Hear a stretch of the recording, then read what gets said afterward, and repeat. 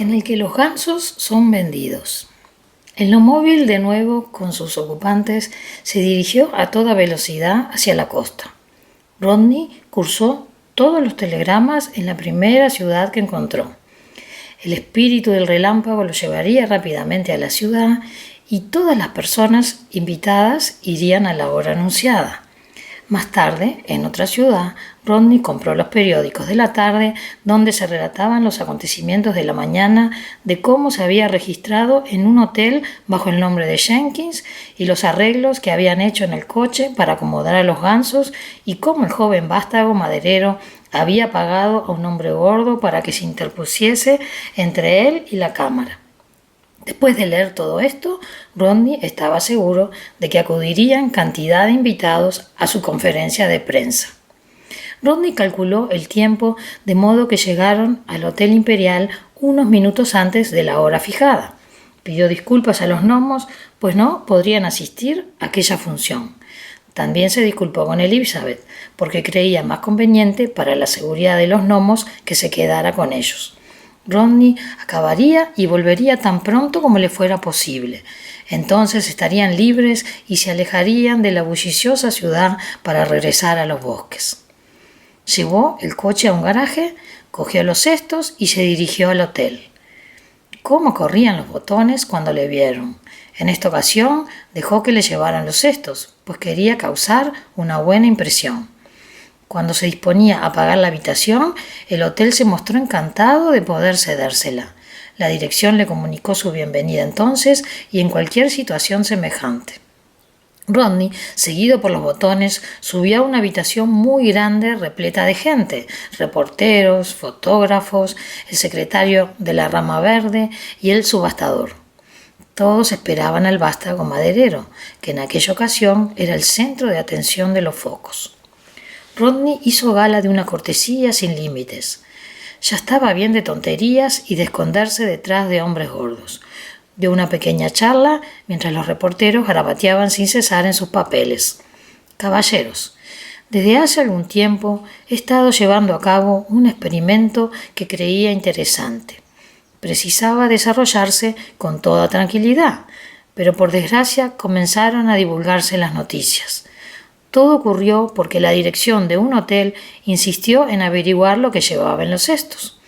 Cuando dije que eran gansos, creyeron oportuno llamar a un periodista. Desde aquel día, mucha gente no ha dejado de perseguirme y acosarme, lo que ha impedido proseguir mi experimento. Toda esta publicidad ha sido muy desagradable para mi familia. Ya saben lo que nos ha sucedido a mi sobrina y a mí esta mañana, y esto no puede continuar. Los reporteros asintieron con la cabeza. Ellos, los artífices de la publicidad, comprendían que a mucha gente no les gustara demasiado que a unos cuantos ricos no les gustara en absoluto. Pero cuando esto último ocurría, causaba gran impresión.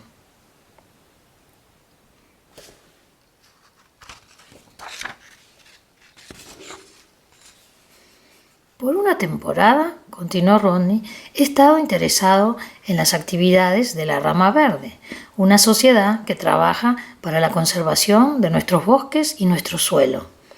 A juzgar por el interés del público, es posible que estos gansos sean muy cotizados, así que he decidido donarlos a la Rama Verde para que salgan a subasta pública en su propio beneficio. Le he pedido al secretario que viniera y espero que esté dispuesto a aceptar el regalo. El secretario fue presentado y los reporteros, que no habían oído hablar de la Rama Verde en su vida, hicieron muchas preguntas y tomaron nota de las respuestas. Era una gran ayuda. El secretario declaró que la sociedad aceptaba encantada a los gansos y agradeció de todo corazón el gesto del señor Sincebo. Luego le tocó el turno al subastador. Rodney había invitado a este caballero por su experiencia profesional, esperando que estuviera interesado en hacerse cargo de la venta de los gansos. El subastador aseguró estar muy interesado también en las actividades de la Rama Verde y que se haría cargo de la venta con mucho gusto y sin cobrar nada. Me imagino que la publicidad no será muy cara, dijo, a lo que los reporteros respondieron con una sonrisa. Todavía faltaba la cuestión de las fotografías y la exhibición de los gansos. Los caballeros de la prensa se habrán preguntado por qué los he mantenido en secreto, dijo Rodney. Son medio salvajes y se asustan con facilidad. No están acostumbrados a los desconocidos. No les deja concentrarse en sus entrenamientos. Desde luego, voy a dejar de entrenarlos. Pertenecen a la rama verde que asumirá la responsabilidad. Pueden verlos y sacarle fotografías, pero no me pidan que les muestre lo que han aprendido. A lo mejor otra persona los convence para que hablen y actúen en compañía. Nunca lo he logrado ni tampoco lo he pretendido. Eso es todo. Los llevaré al otro cuarto y los dejaré salir de los cestos. Son siempre bastante violentos cuando aparecen por primera vez. Intentaré tranquilizarlos, pero no puedo prometer nada. Rodney hablaba de tal manera que se hubiera pensado que iba a soltar una pareja de tigres bengalíes en una habitación del Hotel Imperial. Pidió a los botones que llevaran los cestos al cuarto de al lado. Cuando estos se retiraron, cerró las puertas y sentándose encima de uno de los cestos, dejó que el ganso sacara la cabeza afuera y le puso la gorra marrón, se apartó y lo dejó salir.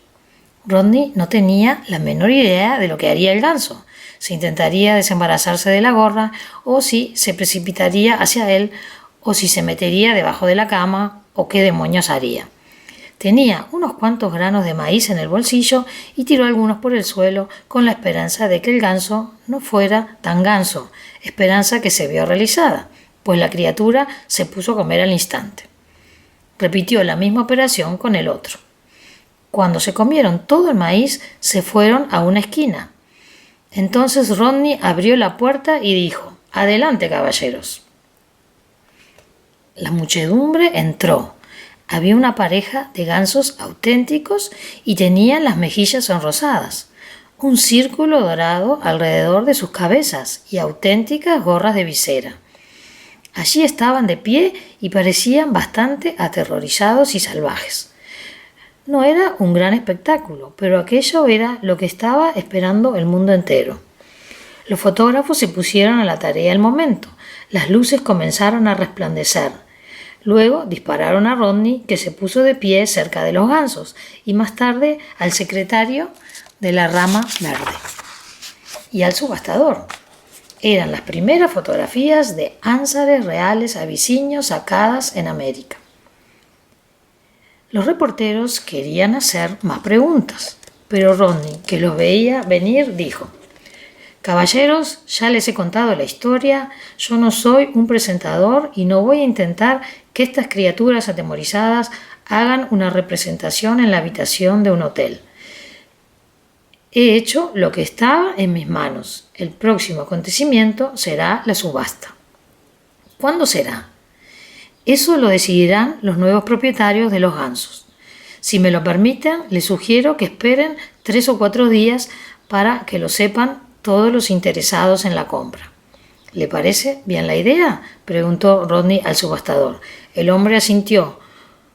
«Una cosa más, Mr. Sinsabon», interrumpió uno de los reporteros. «Creo que usted tiene unos cuantos huevos». «Sí, tenemos 13 huevos». «¿Y qué pretende hacer con ellos?».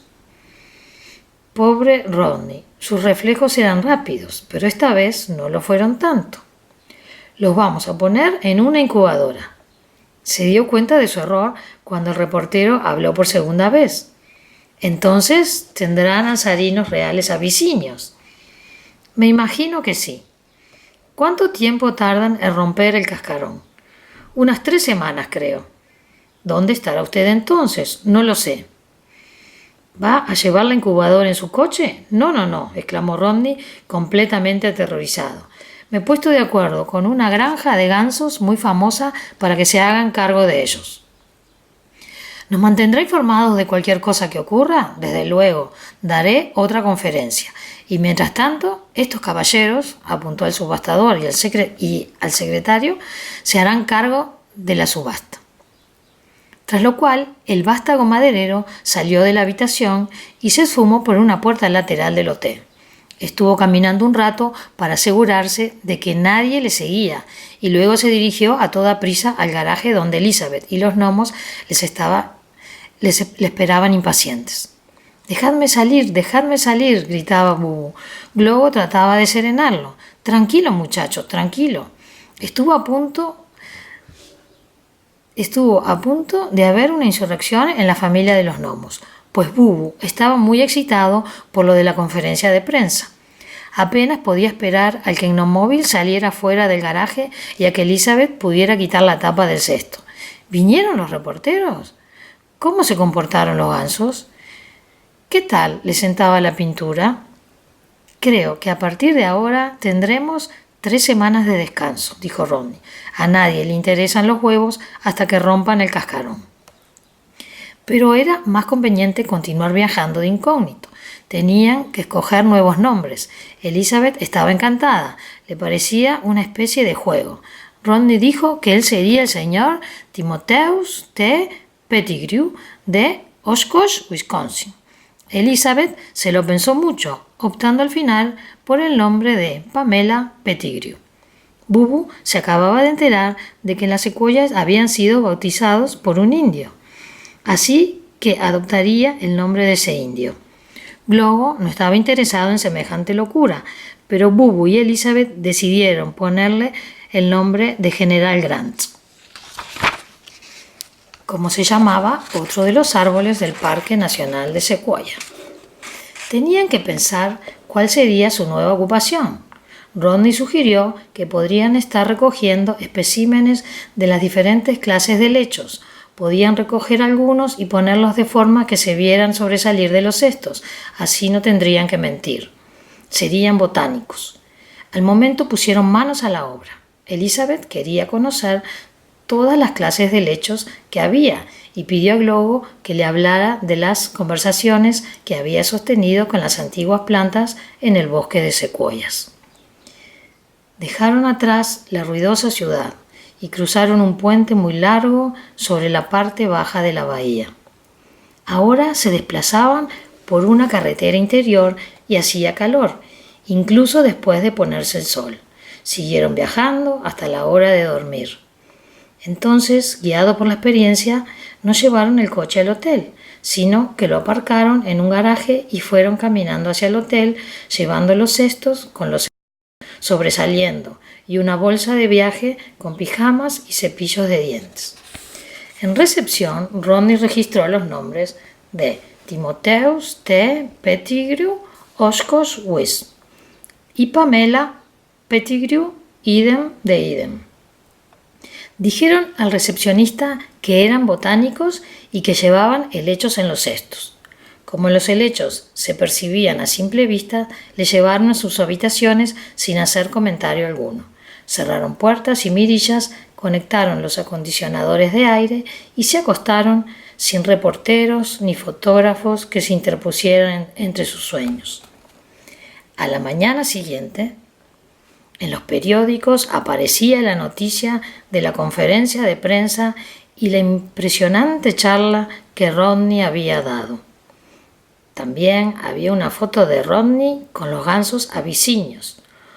Un conocido empresario teatral había ofrecido su teatro para la subasta y se anunciaba que el viernes a las 3 en punto de la tarde los ánsares abisinios serían adjudicados al mejor postor y que las ganancias se donarían a la rama verde. Y ahora a Yosemite, dijo Rodney. Tenían que volver a subir a las montañas. La autopista discurría por hermosos parajes, serpenteando a través de puertos sobre los que la naturaleza había diseminado árboles de ramajes exuberantes. Recorrieron lugares muy conocidos, cañones enormes y cataratas, panorámicas de montañas y ríos. Vieron bosques de todo tipo.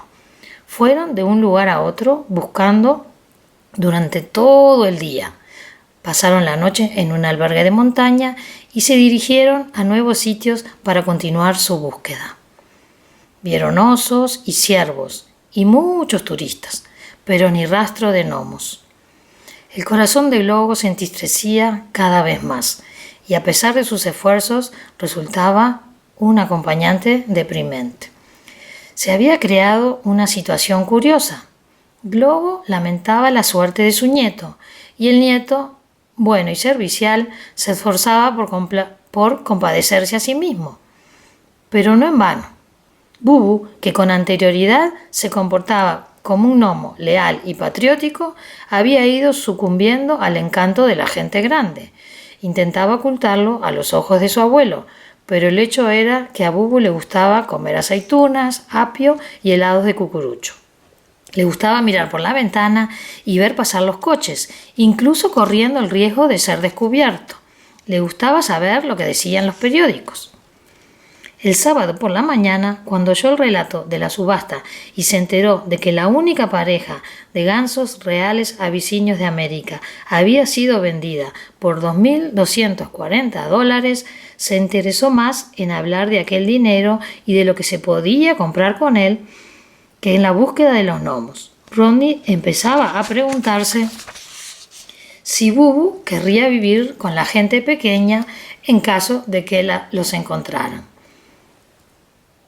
Se sentaron a comer en el borde de una pradera montañosa y Globo dijo: «No vale la pena seguir buscando. No hay gnomos en Yosemite». «Hay muchos parques nacionales», dijo Rodney. Así comenzó otra de aquellas discusiones en las que trataban de ser muy corteses el uno con el otro. Globo sugirió que debían regresar a los bosques de secuoyas y dejar de abusar de sus amigos. Rodney dijo que era la aventura más emocionante que había vivido. Además, ¿qué iba a pasar con los huevos de los gansos reales abisinios? Estuvieron bromeando con el gnomo milenario hasta que le hicieron reír. El resultado fue la decisión de abandonar Yosemite con la intención de dirigirse hacia el este y visitar los parques de Zion y el del cañón de Bryce. Volvieron a la hospedería, pues así llamaban al hotel, y Rodney puso a trabajar de nuevo a larga distancia. Elizabeth habló con mamá y le contó que lo estaban pasando de maravilla, que no se habían mojado los pies ni una sola vez y que todavía ninguna tormenta ni terremoto de importancia había hecho su aparición. A la mañana siguiente salieron de las montañas, dejando California, el horno caliente, detrás. Pero aún había más hornos en Nevada. Las montañas eran rocas desnudas y desoladas, de formas extrañas y con manchas rojas, marrones, grises y blancas, y mezcla de estos colores. Verían grandes franjas de tierra árida sin otra cosa que artemisas y piornos que habían perdido sus colores naturales y ahora eran marrones y grisáceos. Los gnomos no habían visto nunca nada semejante, ni tampoco habían oído hablar de ello.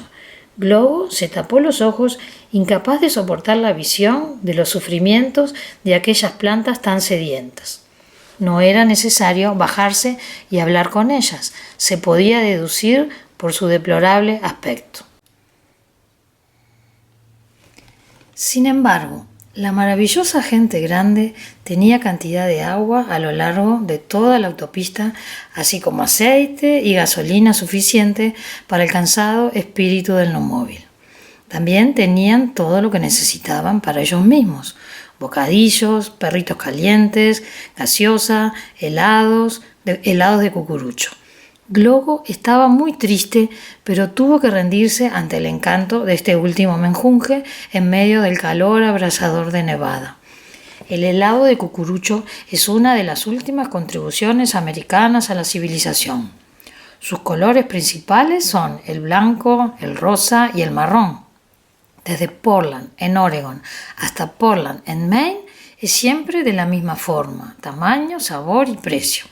De no ser por su naturaleza perecedera, hubiera sido útil como sistema de trueque. La autopista no era de alquitrán, sino de grava, lo que significaba que iban envueltos en nubes de polvo. Las nubes quedaban atrás, pues el gnomóvil, muy bien entrenado, las arrojaba a la cara de los otros coches que le seguían. Como no había mucho tráfico en aquel estado, eran las artemisas y los piornos los que recibían la mayor parte de aquel polvo. Había tantos baches en la carretera que Globo y Bubu tuvieron que utilizar las cuerdas. Bubu pensaba que aquel movimiento era un deporte magnífico y Rodney le llamaba el joven gnomo del trapecio volador. Bubu y Elizabeth habían inventado juegos para no aburrirse en aquellos viajes tan largos. Hacían apuestas sobre los números de las matrículas de los coches que pasaban. No tenían nada que apostar, pero daba lo mismo. Llevaban la cuenta de sus victorias. Conseguían mapas en las gasolineras y Bubu no se cansaba de estudiarlos. No sabía leer, pero Elizabeth le estaba enseñando. Podía seguir las líneas que indicaban las carreteras y Elizabeth le iba diciendo los nombres de todas las ciudades y las distancias que había entre ellas.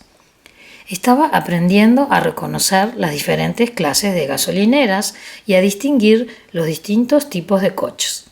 En poco tiempo, Bubu se estaba convirtiendo en un joven americano, con modales, ideas y lenguaje actuales, y si hubiera encontrado algún gnomo, lo hubiera despreciado en secreto como si se tratara de un paleto. Pensaban que no iban a oír nada sobre la suerte de los gansos reales abisinios, pero no fue así. En la ciudad minera de Tonopah, Rodney compró el periódico y leyó que los gansos habían sido comprados por un empresario de espectáculos de variedad que quería hacer dinero rápido exhibiéndolos al público. Había vestido a una niña de pastora abisinia, la cual, después de sacar los gansos adornados con cintas de colores, cantaba y bailaba una canción cómica acerca de su país. El hombre hacía estallar petardos y cada vez que uno explotaba, los gansos daban un brinco y movían sus colas. Se decía que había causado un gran impacto entre la audiencia. Elizabeth se preguntaba cómo el hombre habría sido capaz de entrenar a los gansos en tan poco espacio de tiempo. Y Rodney le dijo que quizá tuviera un cable invisible por debajo de las cortinas y les daba choques eléctricos a las pobres criaturas.